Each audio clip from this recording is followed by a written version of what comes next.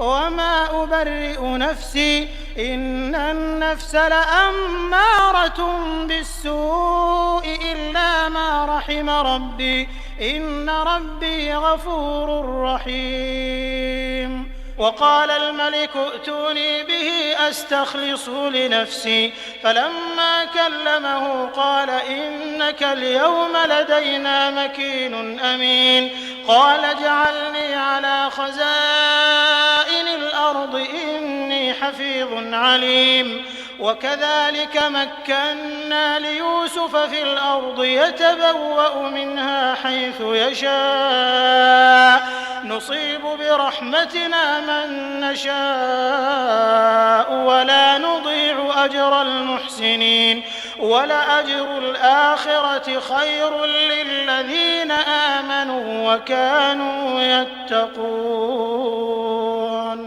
وجاء إخوة يوسف فدخلوا عليه فعرفهم وهم له منكرون. ولما جهزهم بجهازهم قال ائتوني بأخ لكم من أبيكم ألا ترون أني أوفي الكيل وأنا خير المنزلين فإن لم تأتوني به فلا كيل لكم عندي ولا تقربون. قالوا سنراود عنه أباه وإنا لفاعلون. وقال لفتيانه جعلوا بضاعتهم في رحالهم لعلهم يعرفونها إذا انقلبوا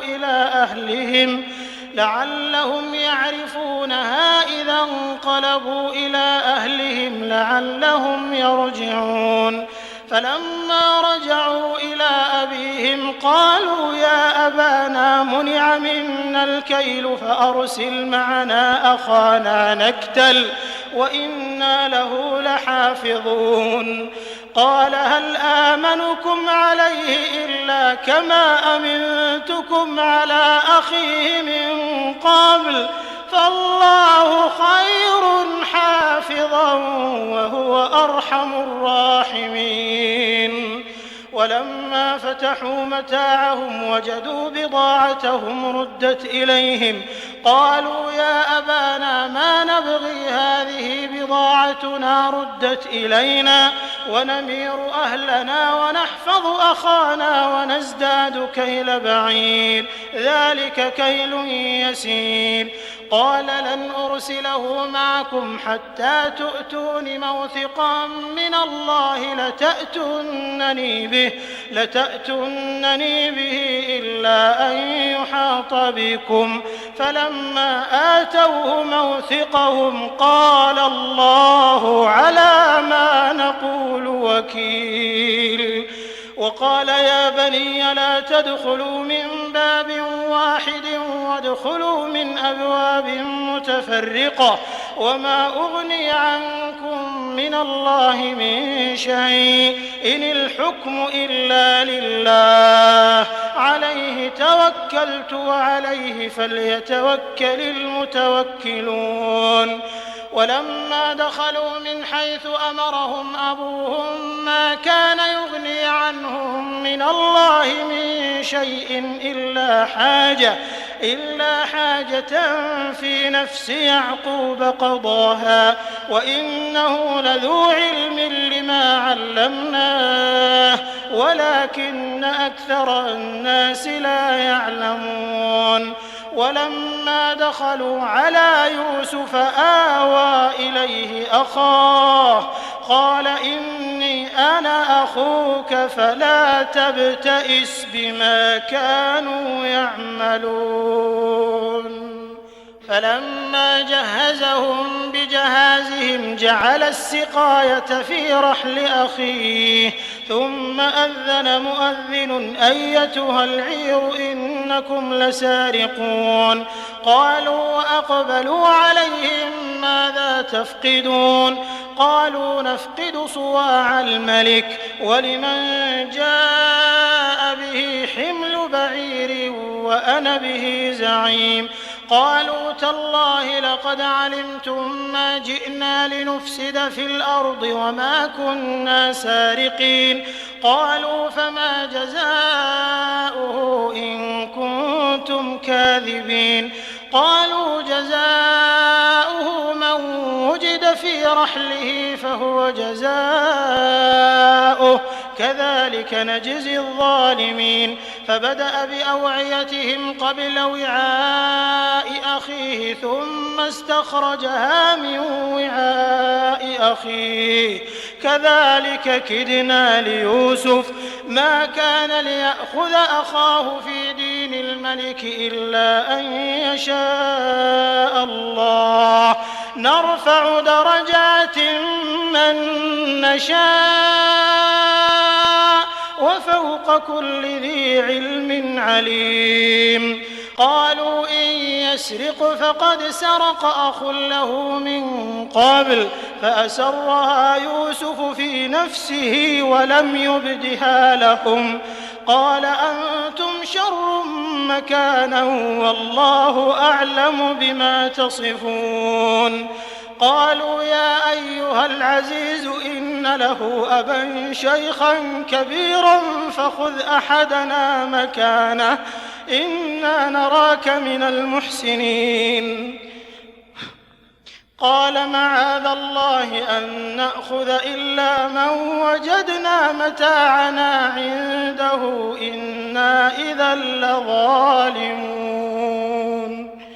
فلما استيئسوا منه خلصوا نجيا قال كبيرهم ألم تعلموا أن أباكم قد أخذ عليكم موثقا من الله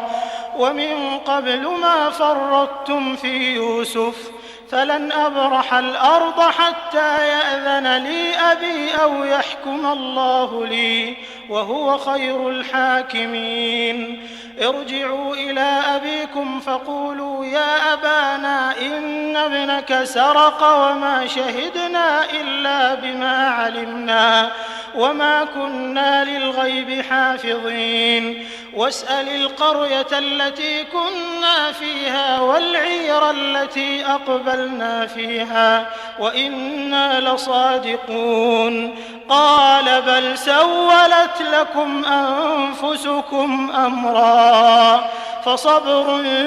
جميل عسى الله أن يأتيني بهم جميعا إنه هو العليم الحكيم وتولى عنهم وقال يا أسفا على يوسف وابيضت عيناه من الحزن فهو كظيم قالوا تالله تفتأ تذكر يوسف حتى تكون حرضا أو تكون من الهالكين قال إنما أشكو بثي وحزني إلى الله وأعلم من الله ما لا تعلمون يا بني يذهبوا فتحسسوا من يوسف وأخيه ولا تيأسوا من روح الله إنه لا ييأس من روح الله إلا القوم الكافرون فلما دخلوا عليه قالوا يا أيها العزيز مسنا وأهلنا الضر وجئنا ببضاعة مزجاة فأوف لنا الكيل وتصدق علينا إن الله يجزي المتصدقين قال هل علمتم ما فعلتم بيوسف وأخيه إذ أنتم جاهلون قالوا أئنك لأنت يوسف قال أنا يوسف وهذا أخي قد من الله علينا إنه من يتق ويصبر فإن الله لا يضيع أجر المحسنين قالوا تالله لقد آثرك الله علينا وإن كنا لخاطئين قال لا تثريب عليكم اليوم يغفر الله لكم وهو أرحم الراحمين اذهبوا بقميصي هذا فألقوه على وجه أبي يأت يأت بصيرا وأتوني بأهلكم أجمعين. ولما فصلت العير قال أبوهم إني لأجد ريح يوسف لولا أن تفندون قالوا تالله إنك لفي ضلالك القديم. فلما أن جاء البشير ألقاه على وجهه فارتد بصيرا قال ألم أقل لكم إني أعلم من الله ما لا تعلمون قالوا يا أبانا استغفر لنا ذنوبنا إنا كنا خاطئين قال سوف أستغفر لكم ربي إنه هو الغفور الرحيم. فلما دخلوا على يوسف آوى إليه أبويه وقال ادخلوا مصر إن شاء الله آمنين ورفع أبويه على العرش وخروا له سجدا وقال يا أبت هذا تأويل رؤياي من قبل قد جعلها ربي حقا وقد أحسن بي إذ أخرجني من السجن وجاء بكم من البدو من بعد أن نزغ الشيطان بيني وبين إخوتي إن ربي لطيف لما يشاء إنه هو العليم الحكيم. رب قد آتيتني من الملك وعلمتني من تأويل الأحاديث فاطر السماوات والأرض أنت وليي في الدنيا والآخرة توفني مسلما وألحقني بالصالحين. ذلك من أنباء الغيب نوحيه إليك وما كنت لديهم إذ أجمعوا أمرهم وهم يمكرون وما أكثر الناس ولو حرصت بمؤمنين وما تسألهم عليه من أجر إن هو إلا ذكر للعالمين. وكأي من آية في السماوات والأرض يمرون عليها وهم عنها معرضون وما يؤمن أكثرهم بالله إلا وهم مشركون. أفأمنوا أن تأتيهم غاشية من عذاب الله أو تأتيهم الساعة بغتة وهم لا يشعرون. قل هذه سبيلي أدعو إلى الله على بصيرة أنا ومن اتبعني وسبحان الله وما أنا من المشركين. وما أرسلنا من قبلك إلا رجالا نوحي إليهم من أهل القرى أفلم يسيروا في الأرض فينظروا كيف كان عاقبة الذين من قبلهم ولدار الآخرة خير للذين اتقوا أفلا تعقلون. حتى إذا استيأس الرسل وظنوا أنهم قد كذبوا جاءهم نصرنا فنجي من نشاء ولا يرد بأسنا عن القوم المجرمين. لقد كان في قصصهم عبرة لأولي الألباب ما كان حديثا يفترى ولكن تصديق الذي بين يديه وتفصيل كل شيء وهدى ورحمة لقوم يؤمنون. بسم الله الرحمن الرحيم. ألف لام ميم را تلك آيات الكتاب والذي أنزل إليك من ربك الحق ولكن أكثر الناس لا يؤمنون. الله الذي رفع السماوات بغير عمد ترونها ثم استوى على العرش وسخر الشمس والقمر كل يجري لأجل مسمى يدبر الأمر يفصل الآيات لعلكم بلقاء ربكم توقنون وهو الذي مد الأرض وجعل فيها رواسي وأنهارا ومن كل الثمرات جعل فيها زوجين اثنين يغشي الليل النهار إن في ذلك لآيات لقوم يتفكرون وفي الأرض قطع متجاورات وجنات من أعناب وزرع ونخيل صنوان وغير صنوان يسقى بماء واحد ونفضل بعضها على بعض في الأكل إن في ذلك لآيات لقوم يعقلون وإن تعجب فعجب قولهم أإذا كنا ترابا أإنا لفي خلق جديد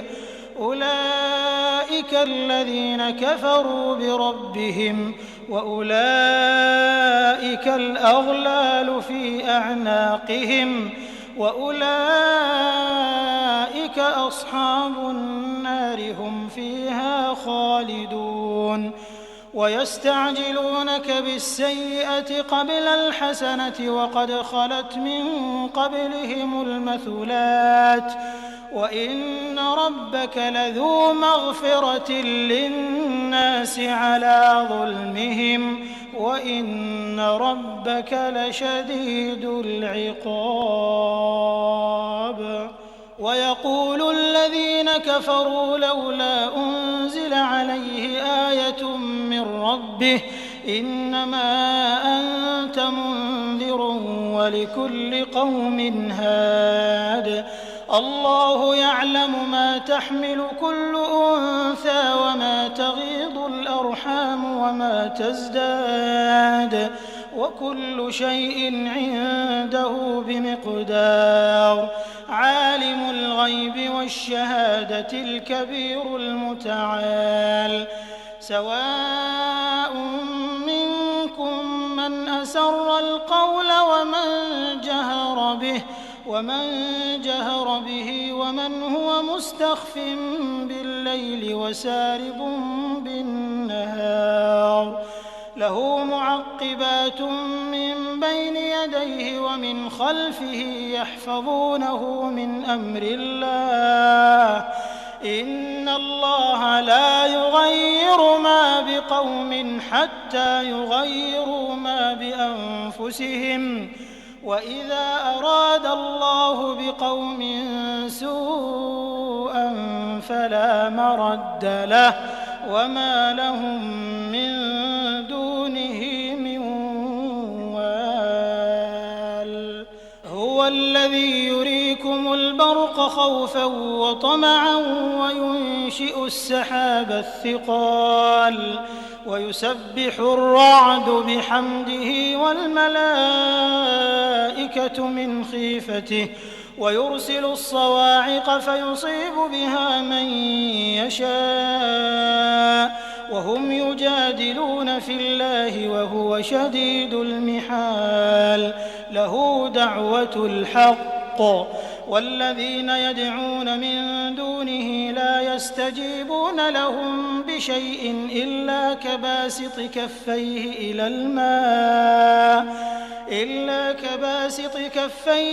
الماء ليبلغ فاه وما هو ببالغه وما دعاء الكافرين إلا في ضلال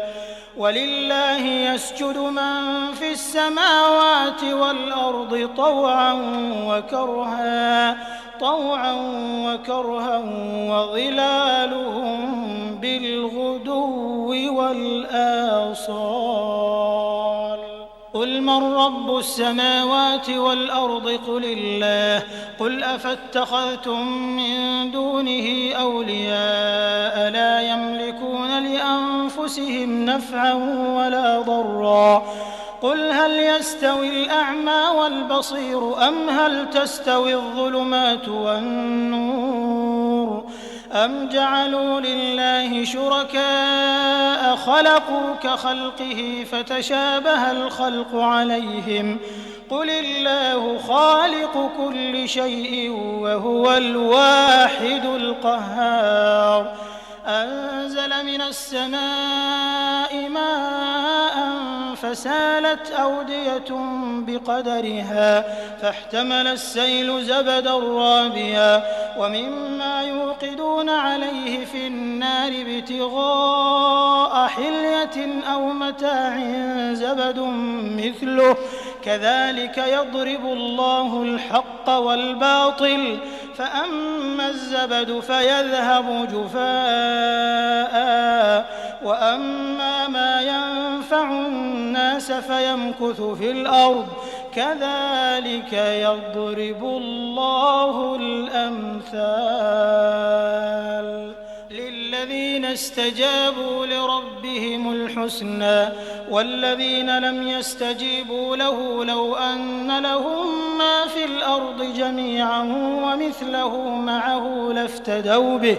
أولئك لهم سوء الحساب ومأواهم جهنم وبئس المهاد أفمن يعلم أنما أنزل إليك من ربك الحق كمن هو أعمى إنما يتذكر أولو الألباب الذين يوفون بعهد الله ولا ينقضون الميثاق والذين يصلون ما أمر الله به أن يوصل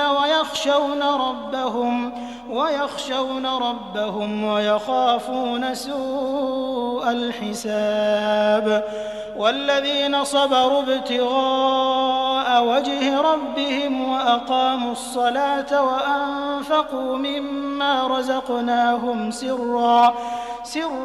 وعلانية ويدرؤون بالحسنة السيئة أولئك لهم عقبى الدار جنات عدن يدخلونها ومن صلح من آبائهم وأزواجهم وذرياتهم والملائكة يدخلون عليهم من كل باب سلام عليكم بما صبرتم فنعم عقبى الدار والذين ينقضون عهد الله من بعد ميثاقه ويقطعون ما أمر الله به أن يوصل ويفسدون في الأرض أولئك لهم اللعنة ولهم سوء الدار الله يبسط الرزق لمن يشاء ويقدر وفرحوا بالحياة الدنيا وما الحياة الدنيا في الآخرة إلا متاع ويقول الذين كفروا لولا أنزل عليه آية من ربه قل إن الله يضل من يشاء ويهدي إليه من أناب الذين آمنوا وتطمئن قلوبهم بذكر الله ألا بذكر الله تطمئن القلوب الذين آمنوا وعملوا الصالحات طوبى لهم وحسن مآب كذلك أرسلناك في أمة قد خلت من قبلها لتتلو عليهم الذي أوحينا إليك وهم يكفرون بالرحمن قل هو ربي لا إله إلا هو عليه توكلت وإليه متاب ولو أن قرآنا سيرت به الجبال أو قطعت به الأرض أو كلم به الموتى بل لله الأمر جميعا أفلم ييأس الذين آمنوا أن لو يشاء الله لهدى الناس جميعا ولا يزال الذين كفروا تصيبهم بما صنعوا قارعة أو تحل قريبا من دارهم حتى يأتي وعد الله إن الله لا يخلف الميعاد ولقد استهزئ برسل من قبلك فأمليت للذين كفروا ثم أخذتهم فكيف كان عقاب أفمن هو قائم على كل نفس بما كسبت وجعلوا لله شركاء قل سموهم أم تنبئونه بما لا يعلم في الأرض أم بظاهر من القول بل زين للذين كفروا مكرهم وصدوا عن السبيل ومن يضلل الله فما له من هاد لهم عذاب في الحياة الدنيا ولعذاب الآخرة أشق وما لهم من الله من واق مثل الجنة التي وعد المتقون تجري من تحتها الأنهار أكلها دائم وظلها تلك عقبى الذين اتقوا وعقبى الكافرين النار والذين آتيناهم الكتاب يفرحون بما أنزل إليك ومن الأحزاب من ينكر بعضه قل إنما أمرت أن أعبد الله ولا أشرك به إليه أدعو وإليه مآب وكذلك أنزلناه حكما عربيا ولئن اتبعت أهواءهم بعدما جاءك من العلم ما لك من الله من ولي ولا واق ولقد أرسلنا رسلا من قبلك وجعلنا لهم أزواجا وذرية وما كان لرسول أن يأتي بآية إلا بإذن الله لكل أجل كتاب يمحو الله ما يشاء ويثبت وعنده أم الكتاب وإما نرينك بعض الذي نعدهم أو نتوفينك فإنما عليك البلاغ وعلينا الحساب أولم يروا أنا نأتي الأرض ننقصها من أطرافها والله يحكم لا معقب لحكمه وهو سريع الحساب وقد مكر الذين من قبلهم فلله المكر جميعا يعلم ما تكسب كل نفس وسيعلم الكفار لمن عقبى الدار ويقول الذين كفروا لست مرسلا قل كفى بالله شهيدا بيني وبينكم ومن عنده علم الكتاب. أعوذ بالله من الشيطان الرجيم. بسم الله الرحمن الرحيم. ألف لام را كتاب أنزلناه إليك لتخرج الناس من الظلمات إلى النور بإذن ربهم إلى صراط العزيز الحميد الله الذي له ما في السماوات وما في الأرض وويل للكافرين من عذاب شديد. الذين يستحبون الحياة الدنيا على الآخرة ويصدون عن سبيل الله ويبغونها عوجا أولئك في ضلال بعيد. وما أرسلنا من رسول إلا بلسان قومه ليبين لهم فيضل الله من يشاء ويهدي من يشاء وهو العزيز الحكيم. ولقد أرسلنا موسى بآياتنا أن أخرج قومك من الظلمات إلى النور وذكرهم بأيام الله إن في ذلك لآيات لكل صبار شكور. وإذ قال موسى لقومه اذكروا نعمة الله عليكم إذ أنجاكم من آل فرعون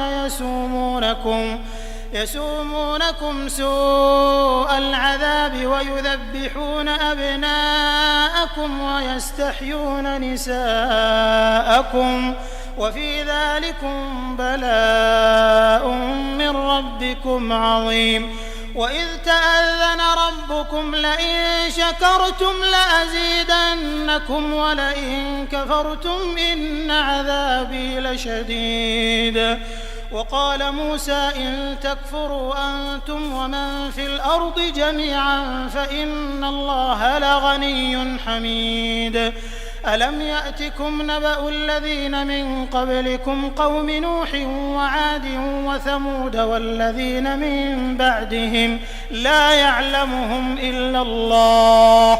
جاءتهم رسلهم بالبينات فردوا أيديهم في أفواههم وقالوا إنا كفرنا بما أرسلتم به وإنا لفي شك مما تدعوننا إليه مريب. قالت رسلهم أفي الله شك فاطر السماوات والأرض يدعوكم ليغفر لكم من ذنوبكم ويؤخركم إلى أجل مسمى قالوا إن أنتم إلا بشر مثلنا تريدون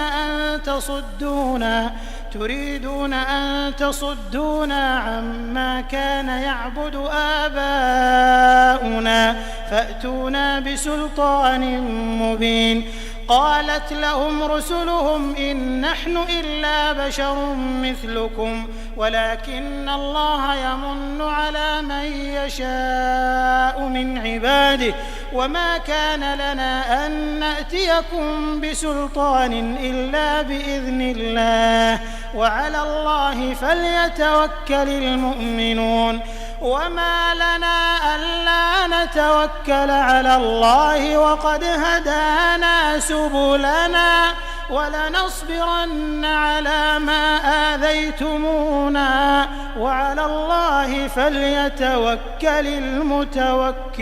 المتوكلون. وقال الذين كفروا لرسلهم لنخرجنكم من أرضنا أو لتعودن في ملتنا فأوحى إليهم ربهم لنهلكن الظالمين ولنسكننكم الأرض من بعدهم ذلك لمن خاف مقامي وخاف وعيد. واستفتحوا وخاب كل جبار عنيد من ورائه جهنم ويسقى من ماء صديد يتجرعه ولا يكاد يسيغه ويأتيه الموت من كل مكان وما هو بميت ومن ورائه عذاب غليظ. مثل الذين كفروا بربهم أعمالهم كرماد اشتدت به الريح في يوم عاصف لا يقدرون مما كسبوا على شيء ذلك هو الضلال البعيد. ألم تر أن الله خلق السماوات والأرض بالحق إن يشأ يذهبكم ويأت بخلق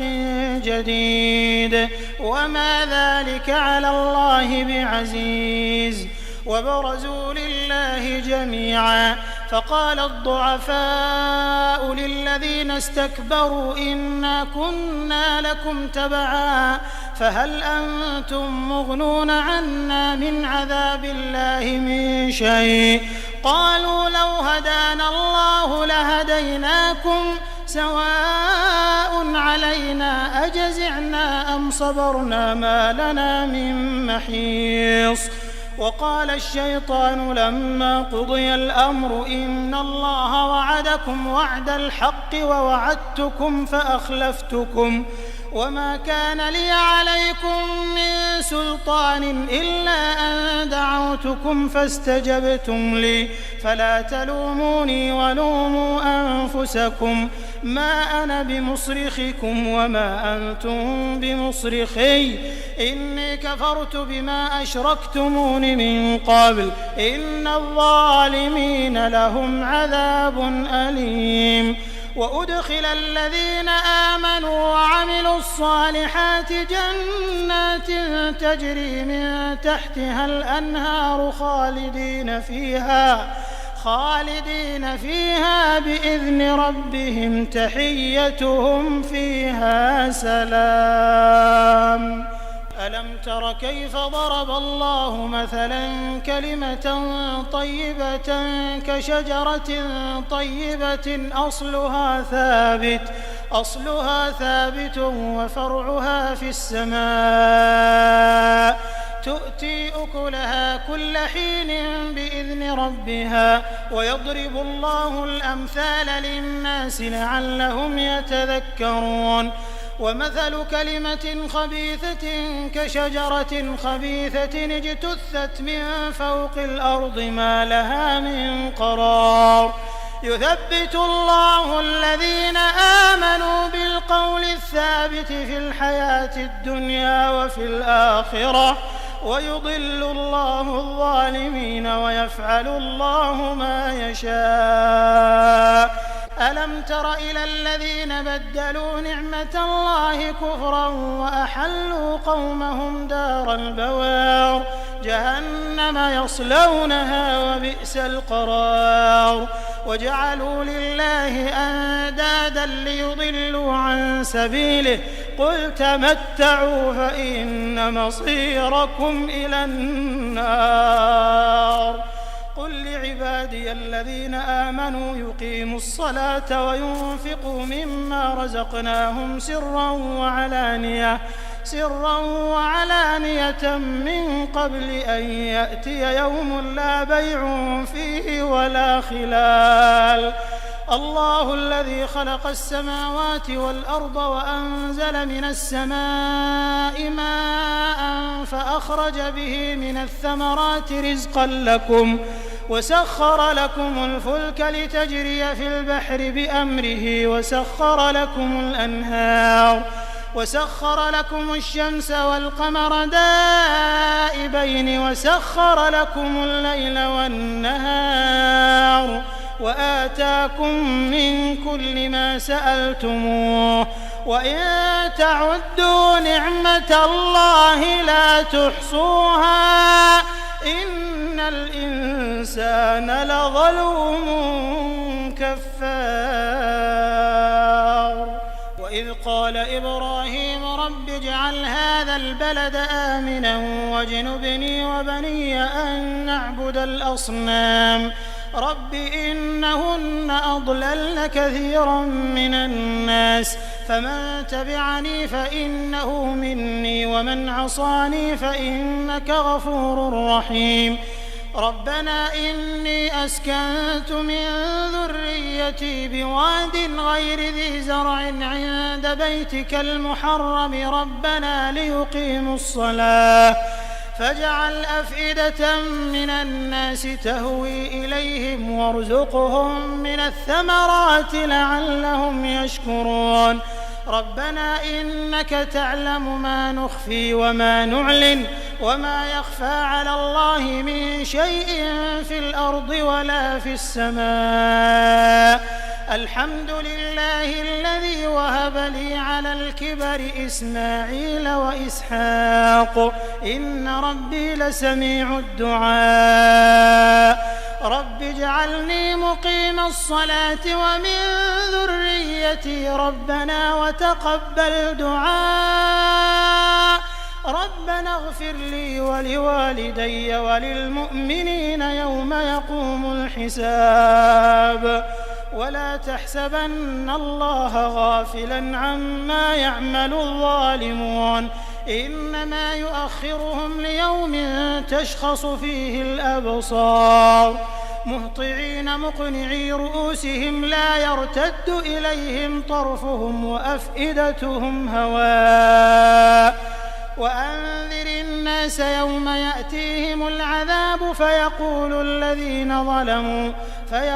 الذين ظلموا ربنا أخرنا إلى أجل قريب نجب دعوتك ونتبع الرسل أولم تكونوا أقسمتم من قبل ما لكم من زوال وسكنتم في مساكن الذين ظلموا أنفسهم وتبين لكم كيف فعلنا بهم وضربنا لكم الأمثال وقد مكروا مكرهم وعند الله مكرهم وإن كان مكرهم لتزول منه الجبال